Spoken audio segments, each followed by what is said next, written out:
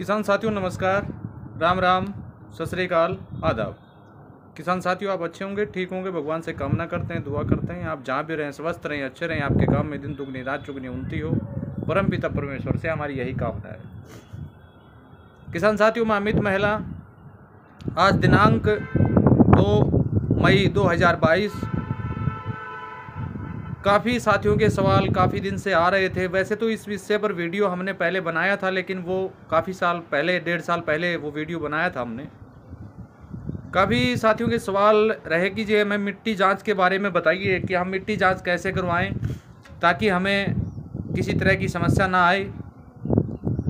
मिट्टी जांच चाहे जैविक फार्मिंग साथी करते हों चाहे रासायनिक फार्मिंग साथी करते हों, वैसे तो अगर एक बात देखी जाए तो दोनों के लिए ज़रूरी है, क्योंकि मिट्टी जांच के विदाउट अगर आप कोई भी उर्वरक अपने खेत में डाल रहे हैं या उपयोग कर रहे हैं तो उसका कोई भी परिणाम आपको नहीं मिल रहा है। मेरा कहने का मतलब ये है कि आपको आवश्यकता है 20 किलो यूरिया की प्रति 1 एकड़ के लिए और आप वहाँ पर डाल रहे हैं 80 से 90 किलो, तो वो भी आपको एक तो पैसे का लॉस तो हो ही रहा है, आर्थिक नुकसान तो हो ही रहा है, उसके साथ साथ आपकी ज़मीन जो है वो भी खराब हो रही है।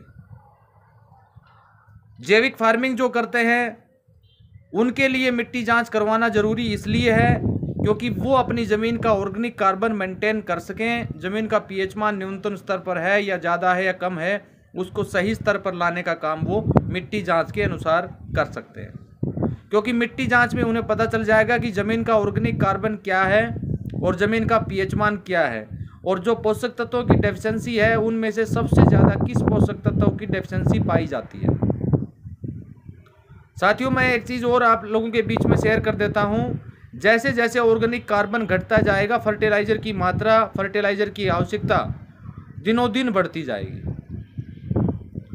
जैसे जैसे ज़मीन का पीएच मान बढ़ता जाएगा या ज़मीन का पीएच मान घटता जाएगा, वैसे वैसे हमारी फसल पर जो कुप्रभाव पड़ेगा।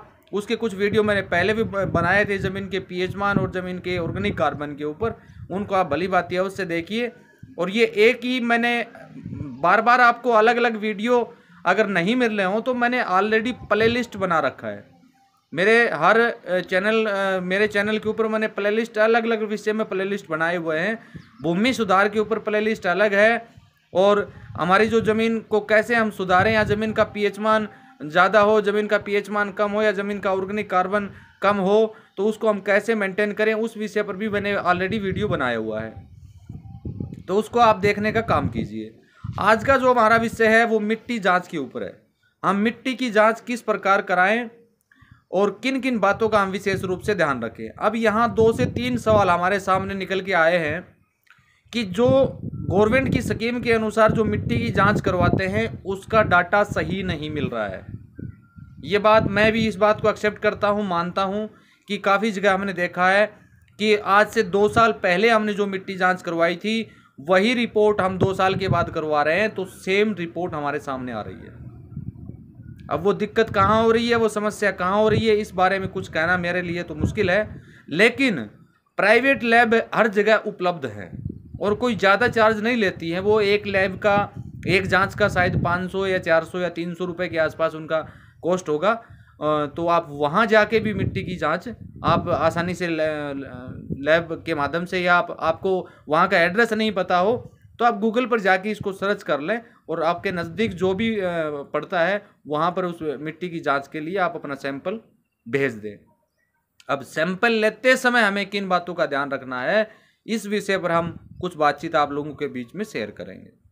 आज जैसे वेजिटेबल आप लगाना चाहते हैं अपनी ज़मीन में, या नॉर्मली क्रॉप्स अगर आप लगाना चाहते हैं अपनी ज़मीन में, जैसे हम बात करें गेहूं की, चने की, सरसों की, कपास की, ग्वार की, मूंग की इत्यादि फसल अगर आप लगाना चाहते हैं अपने फार्म पर, तो उसके लिए मिट्टी जांच करवाने के लिए आपको जो मिट्टी के सैंपल लेने हैं वो 6 इंच की गहराई से लेने हैं। यानी 6 इंच की गहराई से आपको 250 से 300 ग्राम मिट्टी निकाल लेनी है।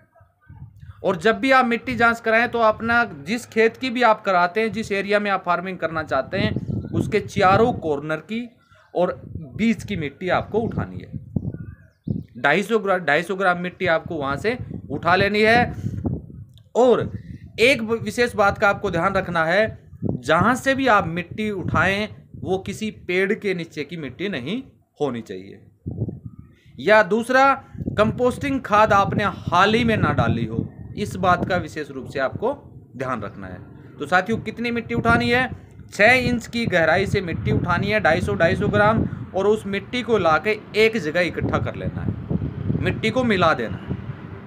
मिलाने के बाद उसके अंदर प्लस का निशान आपको लगाना है। उस मिट्टी को जब मिला लें तो प्लस का निशान आप लगाइए और उसको 4 कॉर्नर में आप बांट दीजिए। 4 भागों में आप उसको बांट दीजिए, और जो 4 भाग जो बचे उनमें से कुछ मिट्टी आप उठा लें। यानी चारों कॉर्नर से अगर हम बात करें तो 300 से 400 ग्राम मिट्टी आप उठा लीजिए और उस मिट्टी को लैब टेस्टिंग के लिए ले जाइए। उसमें अगर आपको कई खेतों की मिट्टी उठानी हो तो आप उसमें अपने सुविधा के अनुसार कोई भी ट्रैक मार्क आप लगा लीजिए, ताकि आपकी यादगार के लिए जब भी वो रिपोर्ट आए तो आप यादगार के लिए वो रहे। और वो जब आप मिट्टी जांच करवाएंगे तो नोट जो है, जैसे एक्सप्रेस टिप्पणी हम कहते हैं, उस पर भी वो नोट ऑलरेडी कर देंगे। उससे आपको क्या होगा, उस जांच रिपोर्ट को देखने में आपको दिक्कत नहीं होगी। आप ये अनुमान लगा पाएंगे कि मेरे फलाने खेत के टुकड़े की जो मिट्टी है वो ये है और फलाने खेत के टुकड़े की मिट्टी मेरी ये है। अब यहाँ हम बात करते हैं बागवानी जो फार्मर करना चाहते हैं। जैसे कोई भी अमरूद लगाना चाहता है, आम लगाना चाहता है, संतरा लगाना चाहता है, अंगूर लगाना चाहता है, या एप्पल बेर लगाना चाहता है, यानी जो भी बागवानी किसान साथी जो करते हैं, उन किसान साथियों को 5 फुट की गहराई से मिट्टी को उठाना है। उन किसान साथियों को 5 फुट की गहराई से मिट्टी को उठाना है। और प्रक्रिया मिट्टी उठाने के बाद सेम हर जगह आपको वही करनी है जो मैंने पहले आपको बताई है। सेम प्रक्रिया आपको वो करनी है जो पहले मैंने पार्ट में बताया। उस मिट्टी को इकट्ठा करना है, प्लस का निशान लगाना है, और उसको प्लस का निशान लगाने के बाद चारों कॉर्नर से कुछ मिट्टी आप लीजिए और ट्रैक मार के लिए उसको आप किसी भी बैग में आप डालिए और उसको सैंपल के लिए भेज दीजिए। तो मैं किसान साथियों आपसे निवेदन करूंगा, मिट्टी की साल में हो सके तो 2 बार, अन्यथा 1 बार जांच अवश्य कराइए। वो आपके लिए बहुत ज़्यादा फायदा देगा। एक तो रासायनिक फार्मिंग जो करने वाले साथी हैं उनको खर्चा जो है वो ना के बराबर खर्चा लगेगा, ना के बराबर खर्चा जो उनको लगता है, जैसे अधिक मात्रा में रासायनिक पेस्टिसाइड उर्वरकों का उपयोग जैसे वो करते हैं। अब फास्फोरस की आपको आवश्यकता आपके खेत को 10 kg है, आप वहाँ डाल रहे हैं 50 kg, तो वो आर्थिक नुकसान ही आपका हो रहा है। तो अगर मिट्टी जांच आप कराएंगे तो उससे बेनिफिट्स आपको ये मिलेंगे कि कितना खाद हमें देना चाहिए और किन किन चीज़ों का हमें ध्यान रखना चाहिए। क्या ध्यान का मतलब, यानी इस मिट्टी जांच करवाने के बाद उस रिपोर्ट में ये भी वो एक नोट के तौर पर देते हैं कि आप इस मिट्टी के अंदर फलानी फसल आप लगा सकते हैं, उसके लिए ये मिट्टी उपयुक्त है। और अन्य क्रॉप्स अगर आप लगाएंगे तो आप किन किन चीज़ों का आप उसमें डालें जिससे कि वो मिट्टी आपकी बिल्कुल सही हो। तो ये बहुत इंपॉर्टेंट विषय है मिट्टी जांच का, आप इसको जरूर अवश्य गौर करें। और जो भी फार्मिंग करते हैं साथी वो आप अवश्य इस मिट्टी जांच करवाइए। तो अगले बार हम किसी अन्य विषय को लेकर आप लोगों के बीच में हाजिर होंगे। तब तक के लिए नमस्कार, जय हिंद, जय भारत।